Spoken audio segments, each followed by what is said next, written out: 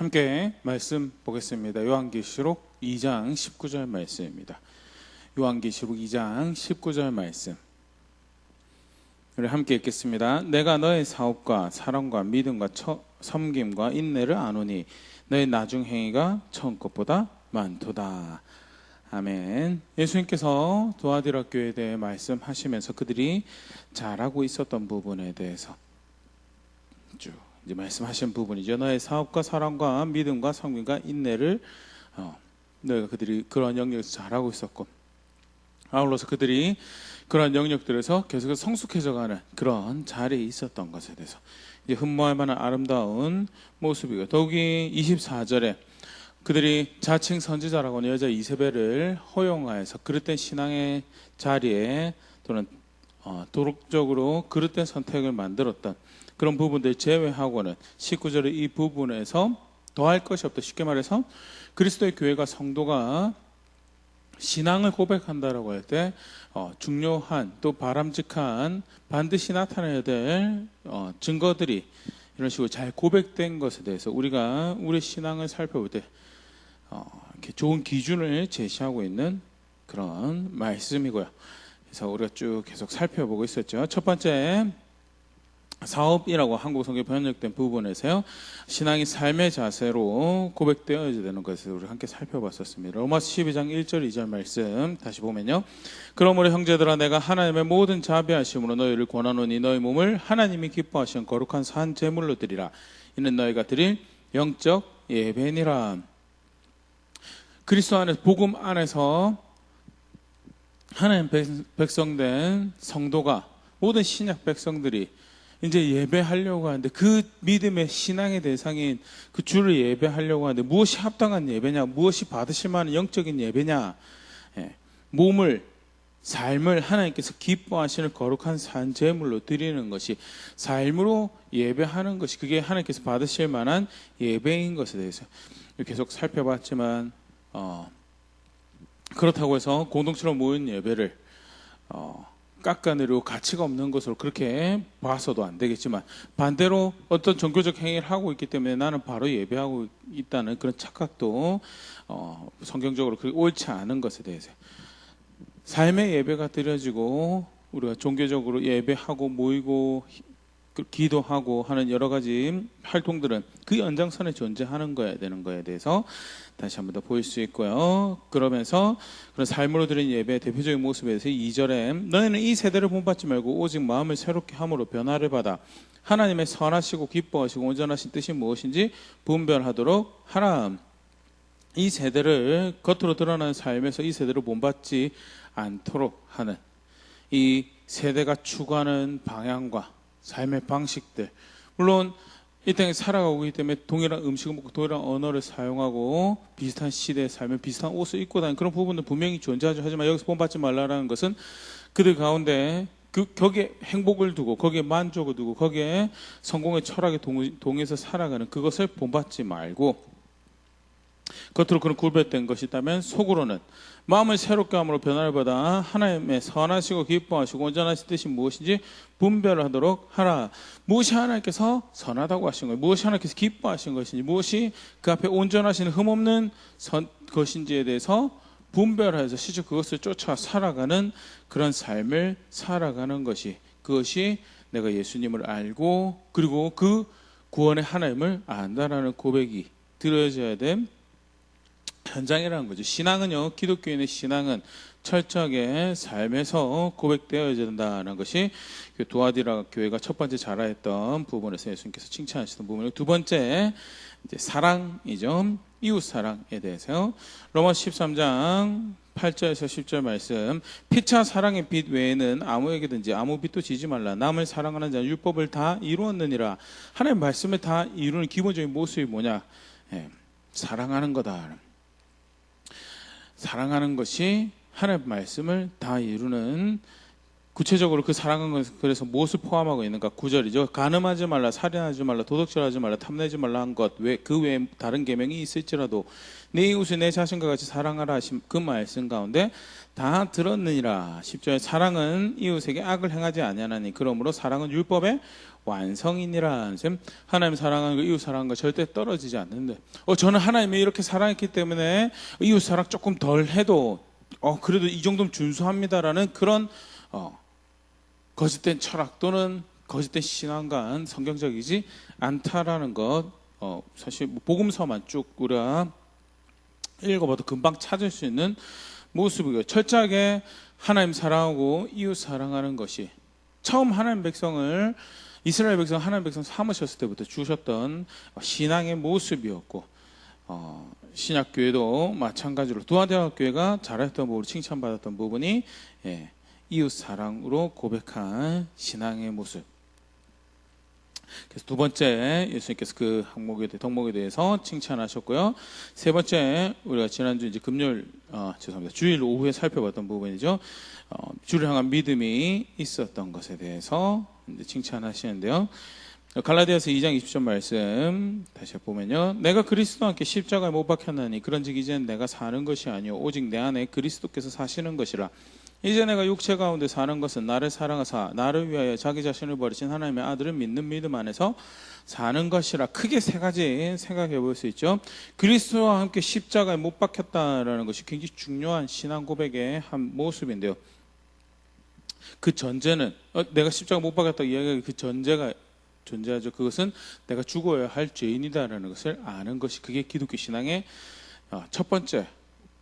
가장 첫 번째 스텝이죠. 내가 그래서 내가 죄인이고 하나님 말씀 앞에서 내가 죄인이고 그가 보시는 나의 삶의 모습이 하나님 앞에서 죽은 자와 같은 나임을 아는 것이 그것이 첫 번째 걸음이고 그 두 번째 이제 바울이 고백하면서 우리가 볼 수 있는 거 그리스도와 함께 그가 내 죽음을 죽으셨다. 예수님의 죽으심이 결국 구원으로서 주시는 죽음이요. 나의 죽음, 내 자리에 죽어야 나 자신의 자리를 대신하는 구원의 죽음이고 용서의 죽음이고 결국 그래서 첫 번째가 내가 죄인인 것을 안다면 두 번째는 예수님이 메시아 그리스도시고 예수님이 하나님의 아들이 예수님이 주가 되신다는 사실을 아는 것이 그게 성경에서 말하는 신약 성경의 믿음이죠. 그래서 그의 죽음이 나의 죽음이고 나는 그만큼 사실은 죽어야 하는 자인 거에 대해서 그래서 믿는다라고 고백할 때 내가 죽어야 할 자이고 그가 나의 죽음이 되시나요. 그래서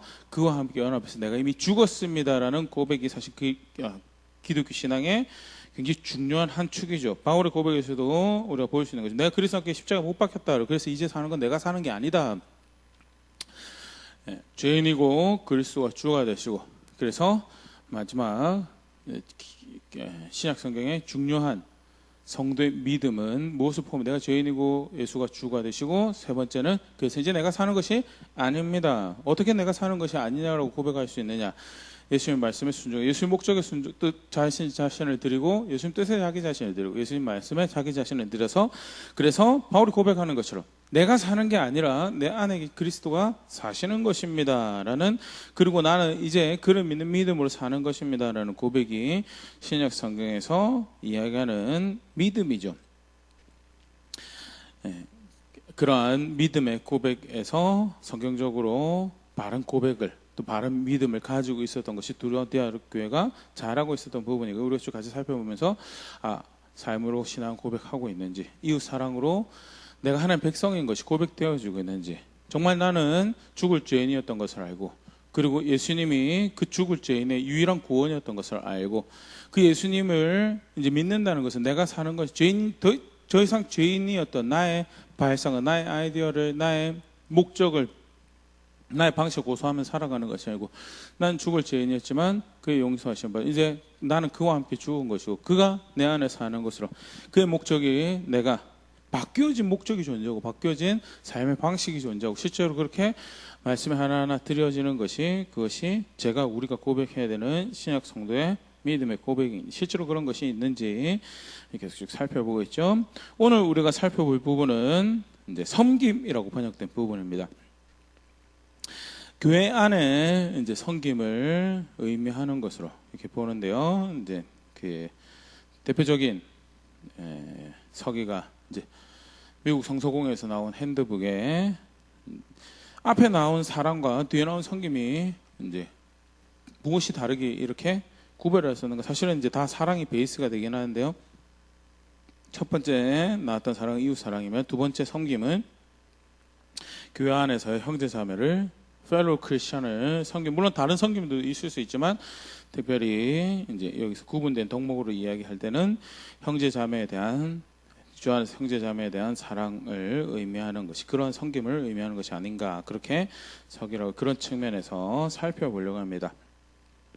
실제로 동일한 헬라어 단어가 이제 사도행전 11장하고 고린도전서 16장에서 그런 형태로 사용되어지죠. 사도행전 11장 29절 30절 말씀 같이 보면, 제자들이 각각 그 힘대로 유대에 사는 형제들에게 부조를 보내기로 작정하고 이를 실행하여 바나바와 사울의 손에로 장로들에게 보내니라.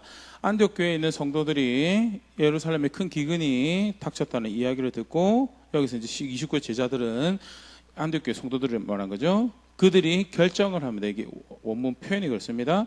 그들이 자기 힘 닿는 대로 결정을 합니다. 유대에 사는 형제들에게, 성도들에게 섬김을 보내기로, 한국말로 부조라고 번역되는데 사실 이게 이제 이 단어가 섬김이죠. 섬김. 이 요한계시록 2장 19절에 섬김이라고 번역된 단어고요.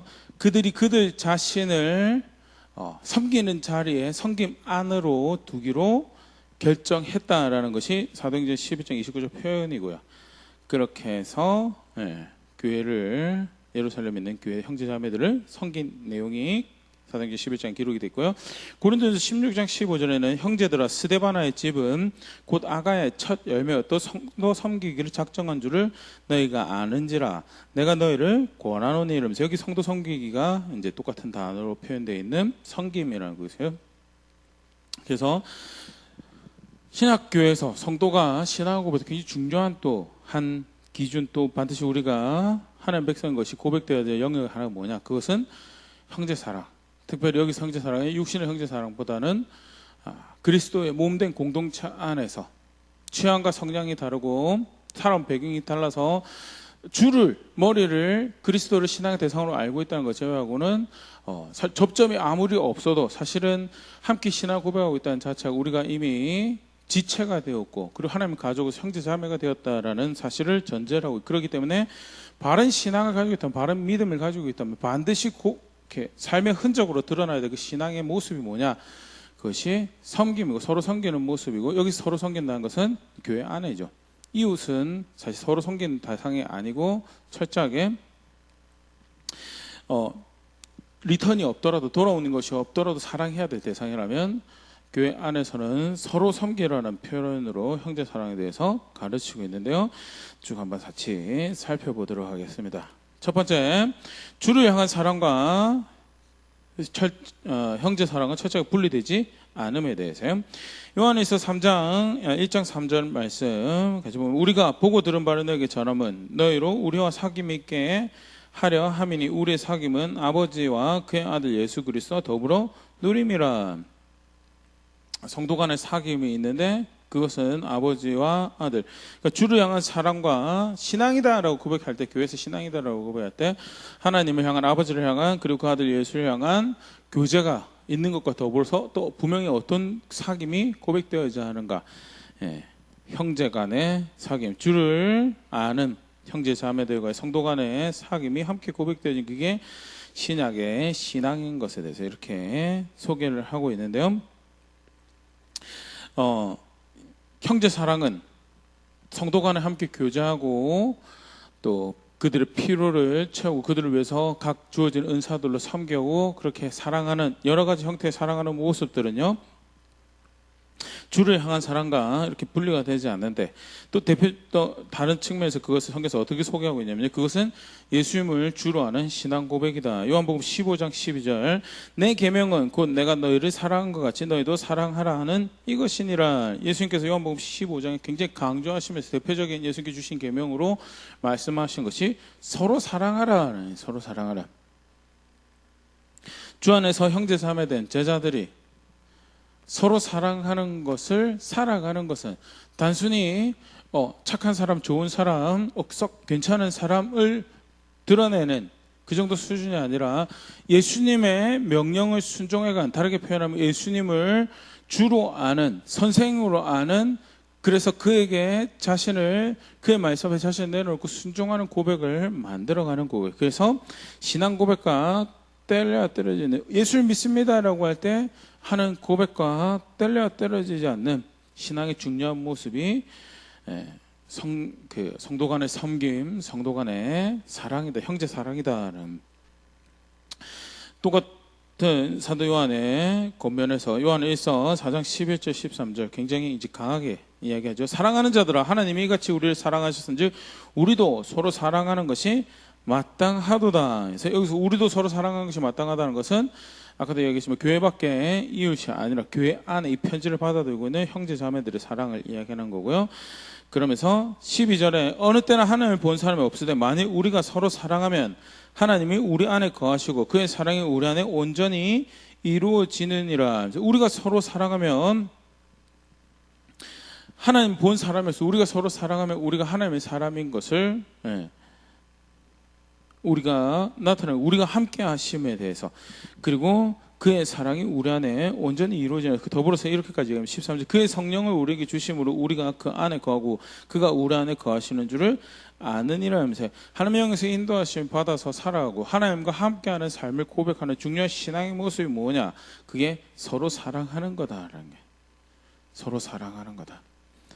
요한일서 3장 10절 11절 이러므로 하나님의 자녀들과 마귀의 자녀들이 드러나나니 무릇 의를 행하지 아니하는 자나, 죄송합니다, 또는 그 형제를 사랑하지 아니하는 자는 하나님께 속하지 아니하니라.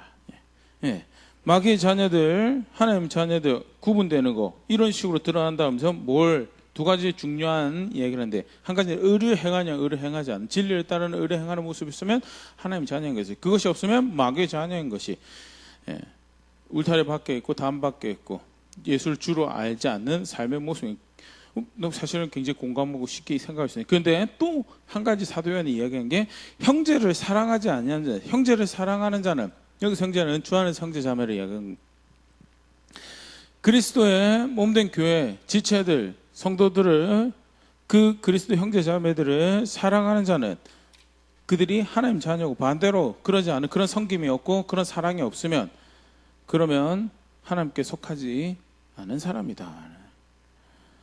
그러면서 3장 11절 우리는 서로 사랑할지니 이는 너희가 처음부터 들은 소식이라. 서로 사랑하는 것은 복음을 처음 받을 때부터 하나님 백성들에게 가르쳐지고 요구되어진 신앙의 모습인 거에 대해서 굉장히 사실 강한,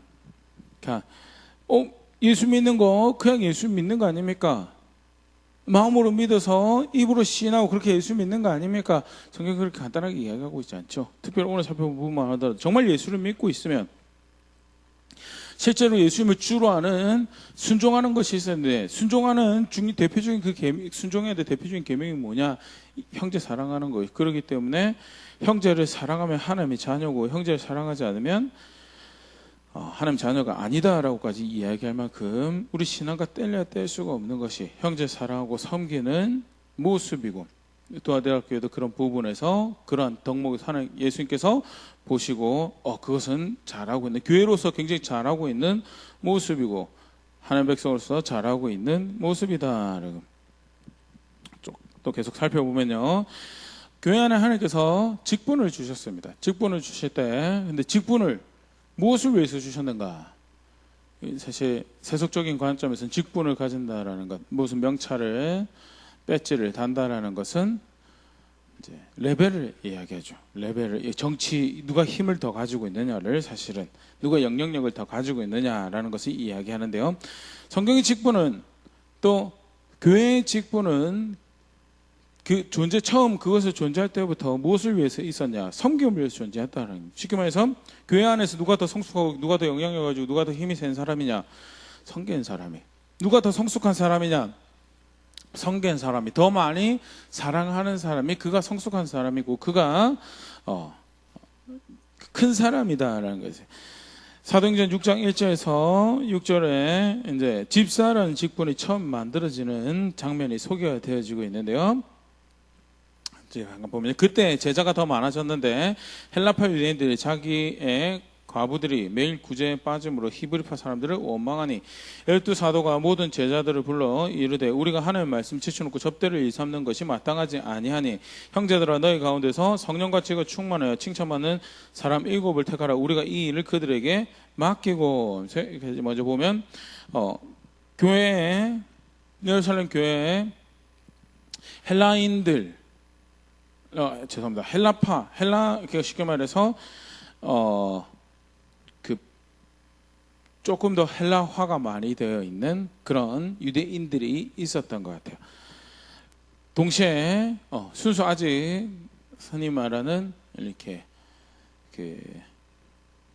유대인의 유대인 히브리파 사람들이 있었는데 사람들이 많아지니까 사도들이 섬긴다라고 하면서도 그 헬라 쪽 사람들의 과부들이 섬김의 자리에서 누락이 되는 일들이 발생을 하고요. 사도들이 우리가 이 일을 이렇게 할 것이 아니다. 우리가 가르치는 일에도 집중을 하고 또 선교인도 마땅히 해야 되긴 하지만 우리가 맡은 직분이 있어서 우리가 가르치는 일에 좀 더 집중을 하려면 이 일을 누군가에게 맡겨서 이 일을 할 수 있도록 해야겠다라는 것이 결정이 되고 그래서 성숙한 사람을 뽑자라고 해서 7을 뽑는데요. 무엇을 위해서 그 사람에게 직분을 맡기느냐? 섬기는 일을 위해서 그들에게 그 일을 맡기하고 그 4절에 우리는 오로지 기도하는 일과 말씀 사역에 힘쓰리라 하니 이제 사도로서 더 이제 우선에 있는 그런 일을 힘쓰기 위해서 집중을 한 거죠. 5절 6절에 온 무리가 이 말을 기뻐하여 믿음과 성령이 충만한 사람 스데반과 또 빌립과 브로고로와 니가노르와 디몬과 바메나와 유대교에 입교했던 안디옥 사람 니골라를 택하여 사도들 앞에 세우니 사도들이 기도하고 그들에게 안수하니라.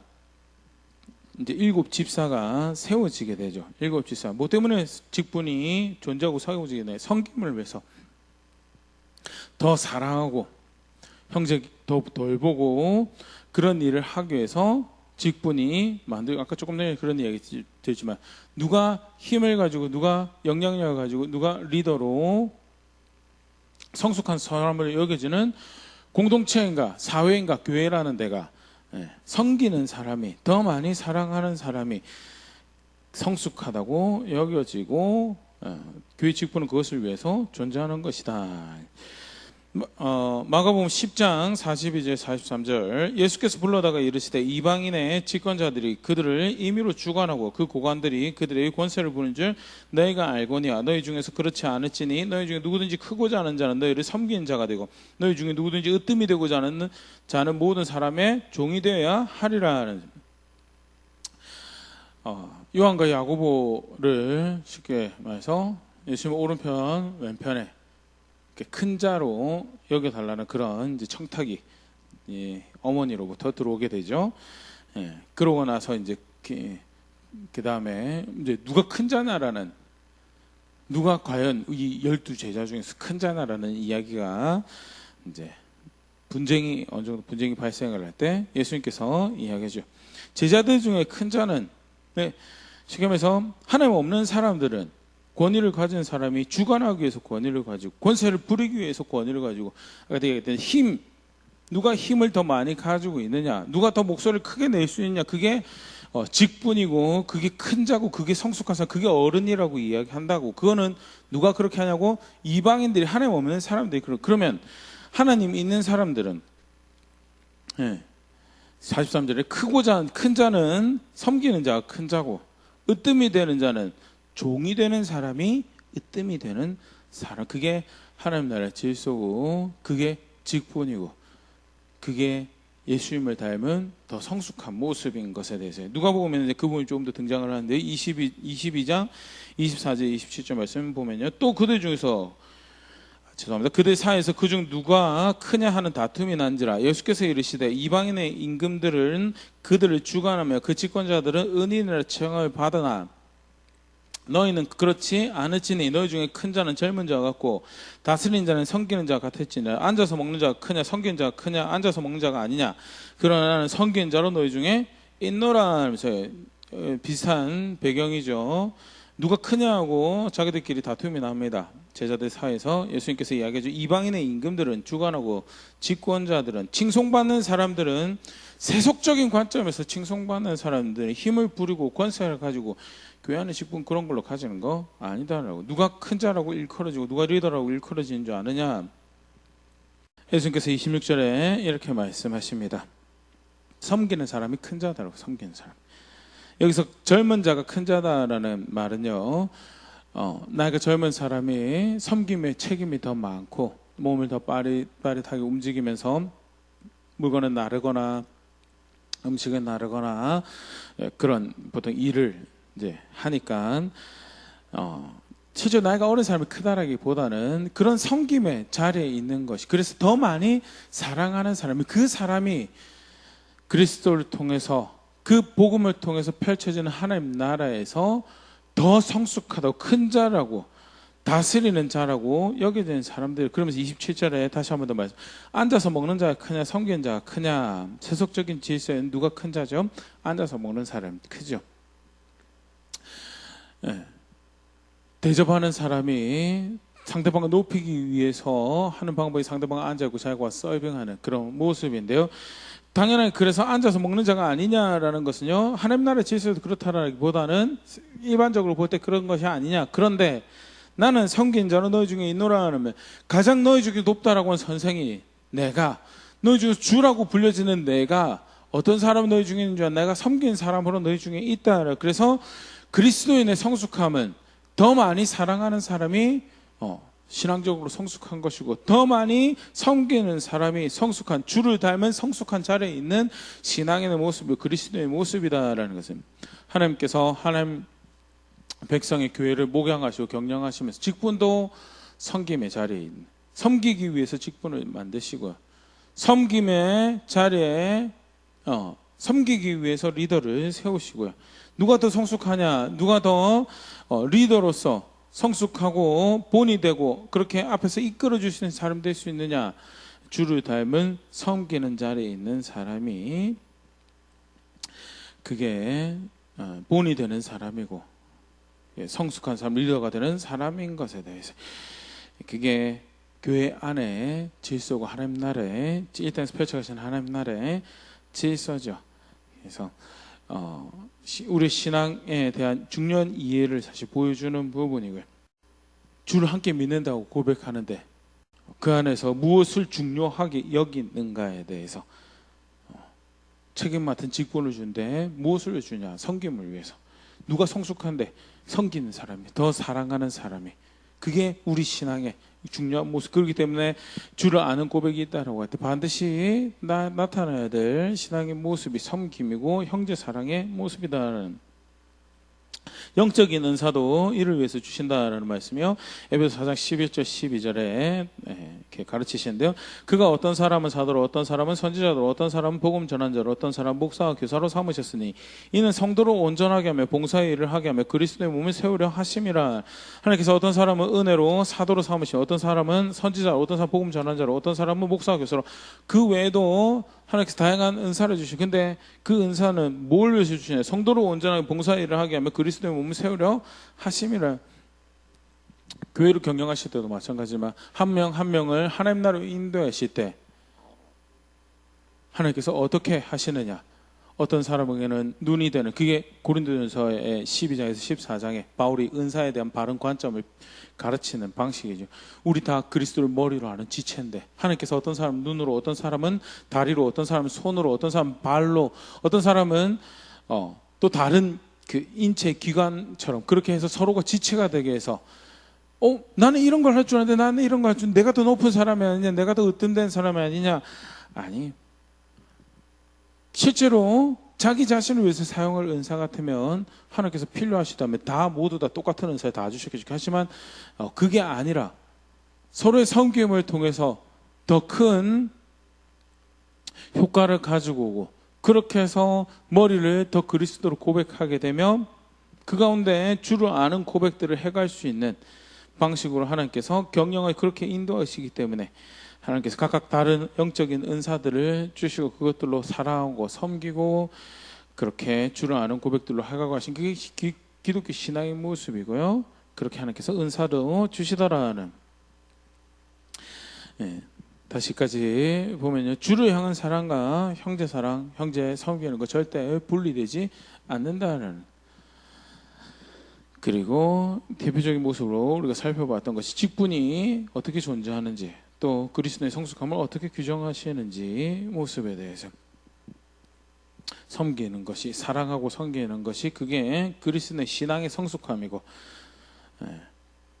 직분도 그렇게 주어지는 것이 기독교 안에 신앙의 모습인 것에 대해서, 그러면 실제로 형제 사랑을 어떻게 할 것인가, 간단하게 한 3가지로 성경에 나온 거 살펴보면요, 첫 번째는 중요한 모습이죠. 순종하는 것으로 사랑한다는. 요한일서 5장 1절 2절 말씀, 예수께서 그리스도이심을 믿는 자마다 하나님께로부터 난 자니 또한 낳으신 이를 사랑하는 자마다 그에게서 난 자를 사랑하느니라. 예수를 그리스도로 믿는 자가 하나님께로부터 난 자인데, 그렇게 신앙을 고백하는 사람은 어떻게, 당연하게 어떻게 하냐고요? 옆에 형제 자매를, 그렇게 그가 또한 낳으신, 믿음 안에서 낳으신 하나님의 자녀들을 사랑하더라. 근데 그럼 구체적으로 그럼 어떻게 사랑하느냐? 5장 2절, 우리가 하나님을 사랑하고 그의 계명을 지킬 때 이로써 우리가 하나님의 자녀를 사랑하는 줄 아느니라.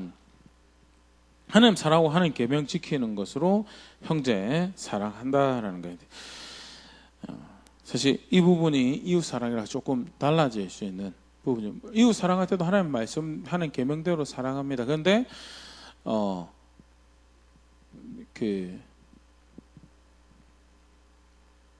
그럼에도 불구하고 이웃 사랑은 쉽게 말해서 울타리 밖에 있는 사람, 나라 밖에 있는 사람들이고, 형제 사랑은 나라 안에 있는 사람. 그래서 공통적으로 그들이 가장 중요하다. 형제, 그 울타리 안에, 나라 안에 사람들끼리 함께 공유하는 중요한 기준이고 가치가 있죠. 그래서 그 가치에 부합하도록, 그 기준에 부합하도록 서로를 돌보고 사랑하고 아끼는 것이, 그게 형제 사랑하는 거고요. 그게 성도가 성도를 서로 사랑하는 모습인 것에 대해서. 그래서 철저하게 형제 사랑은, 그렇기 때문에 더더욱 형제 사랑은, 그 형제를 섬기는 것은요, 신앙과 뗄래야 뗄 수 없는, 하나님 말씀 존중하는 만큼 표현되어지는, 그렇게 표현되어지는 것이 형제 사랑이다라는 것. 두 번째는요, 요한일서 3장 17절 18절, 누가 이 세상의 재물을 가지고 형제의 궁핍함을 보고도 도와줄 마음을 닫으면 하나님의 사랑이 어찌 그 속에 거하겠느냐. 자녀들아, 우리가 말과 혀로만 사랑하지 말고 행함과 진실함으로 하자라고요.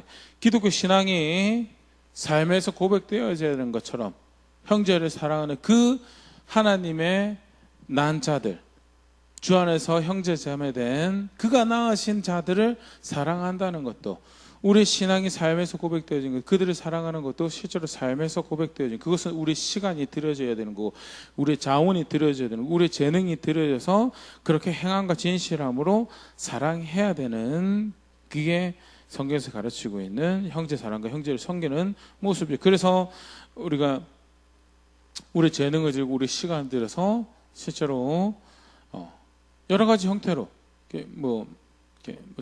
아주 작은 예지만 성도를 돌보는, 또 주일학교 교사나 이런 여러 가지 음악적 재능이나 이런 것을 섬기는 모습도요, 시간이 지불되는 거고, 자기가 재능인데 거기에 마음을 쓰고, 또 그냥 되지 않잖아요.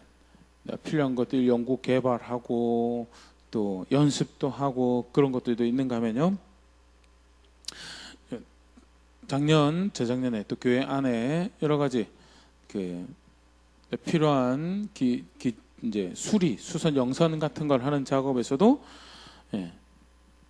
하나님께서 허락하신 각자 자리에서 미리 주신 지식들이나 또는 거기에 관련된 기술들이 필요를 채우고 서로를 돕는, 그것이 단지 교회 안에 어떤 영선뿐만 아니라 서로가 서로를 돕는 방법이 있어서 그렇게 사용되어지고 있는 이야기들을 제가 이제 간접적으로 듣게 되는데요. 그런 모습들이 말과 혀로만 사랑하는 것이 아니고 실제로 행함과 진실함으로 사랑하는 것이, 그게 형제 사랑의 모습이고요. 그러지 않으면 사랑하는 거 아니다라는 것이 성경에서 가르치고 있는 형제 사랑의 모습이죠. 성경의 모습이죠. 마지막으로 형제 사랑의 방법에 중요하게 뭐 사실 여러 가지 또 다른 것도 찾아볼 수 있지만요. 굉장히 중요한 한 기준으로 반드시 기억해야 될 모습이요. 갈라디아서 6장 이제 너희가 짐을 서로 지라 그래야 그리스도의 법을 성취하라. 짐을 서로 지는 수고를 섬김을 서로 합니다. 그런데 그 목적이 뭐냐? 그리스도의 법을 성취하기 위해서 짐을 서로 지는 거다라는. 그러니까 이 똑같은 갈라디아 본문에 그런 말씀이 서로 짐을 지는데 또 각자 자기 짐 자기가 지라는 말씀이 나오거든요. 그러니까 궁극적으로 책임이 자기에게 다른 책임이 다른 사람이 있지 않습니다. 자기가 믿음의 싸움을 신앙의 걸음을 걸어갈 책임이 자기 자신에게 있어요. 그런데 짐을 지는 것은 아까 잠깐 그런 부분들이 지체가 되는데 서로가 강한 부분도 있어요. 강점들이 있어요. 근데 그 강점들이 상대가 보지 못하는 것들, 상대가 잘 개선하지 못하는 부분들, 그리스도의 법을 성취해가는 그 목적을 위해서 개선하지 못하는 부분들에 대해서 도움을 줄 수 있고 이야기를 해줄 수 있고 짐을 서로 도움을 이렇게 제공할 수 있는 부분에서 목적이 뭐냐? 그리스도의 법을 성취하는 거예요. 그리스도의 법을 성취. 그래서 짐을 서로 섬기는 목적이 그렇게 사랑하고 아끼는 목적이 뭐냐? 그리스도의 법을 성취하기 위해서. 나도 성취해가지만 저 사람도 성취하기 위해서.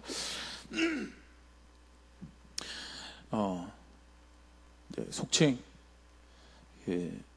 어제 설교 개인적으로 이렇게 준비하면서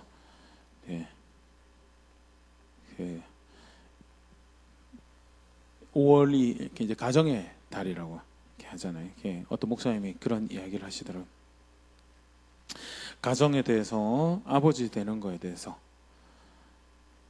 이렇게 사랑하는 사람을 아끼고 사랑하는 것에 대해서 다시 이렇게 생각해보는 시간인데, 근데 그분 표현이 그래요. 자녀가 아파하는 자리에 함께 울어주고 아파하고 그들에게 도움의 손을 내밀어 줄 수 있는 게 언제까지 그렇게 해줄 수 있을 것 같냐? 부모가 어렵고 힘들어할 때 도와주는 것에 대해서 언제까지 그렇게 도와주고 할 수 있을 것 같냐라고. 항상 언제나 모든 순간에 그렇게 해줄 수가 없다고.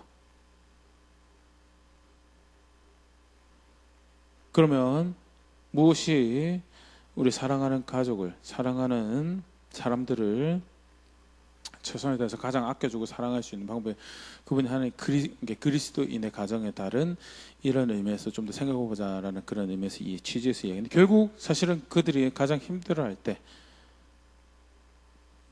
생명의 주가 되시는 예수님을 다시 바라볼 수 있는 힘을, 그런 경건한 좋은 습관들을 사랑한 자녀들에게 길러줄 수 있고, 부모님이 그렇게 끝까지 하나님 법을 존중해서 살아갈 수 있도록 돕는다면, 그것이 나는 항상 언제나 늘 모든 순간에 곁에서 힘이 되어줄 수 없지만 항상 언제나 모든 순간에 늘 버리지 않고 떠나지도 않고 힘이 되어줄 수 있는 예수님을 붙잡을 수 있는 그런 사랑과 섬김을 해줄 수 있으면, 그것이 서로가 서로의 가족이 되고 아껴주고 돌봐주는 가장 큰 선물이 되지 않을까 하는 그런 도전하면서 그리스도인의 가정에 다른 그렇게 가정됨을 생각해 보면 어떨까 하는 그런 이제 메시지를 이렇게 하시는 거 제가 이렇게 잠깐 이렇게 본 적이 있는데,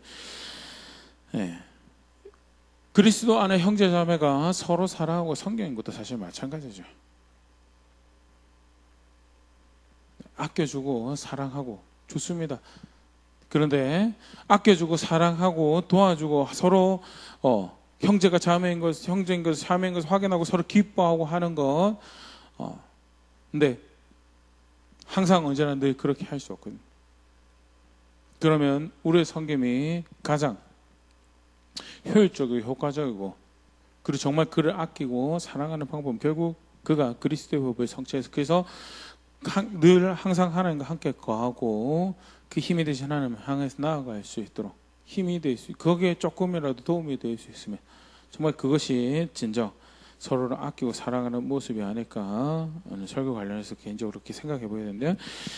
서로가 짐을 지는 형제가, 교회 안에서 형제가, 자매가 서로가 무거운 짐을 함께 지는, 서로가 도움이 필요한 것을 도와주는 궁극적인 목적은 그리스도의 법을 성취하는 것.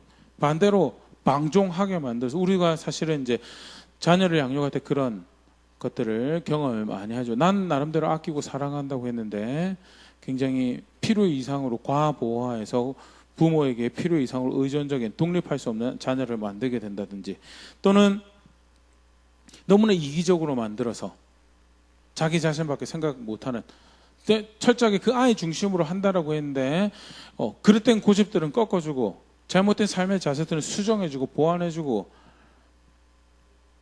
그런 잘못된 것들이 자녀의 삶에 깃들기 전에 쫓아내고 떠나보내야 되는 그런 수고들을, 그런 싸움을 하지 않은 것에 대해서 아이가 악한 자기 마음대로 가는 것에 너무 익숙해져 버려서 기준도 없고 결국 자기 자신만의 기준이 되어버린 부분에서, 형제가 형제를 사랑하고 교회 안에서 서로 섬기는 부분에서 쉽게 사실 그럴 수 있는, 그뿐만 아니죠.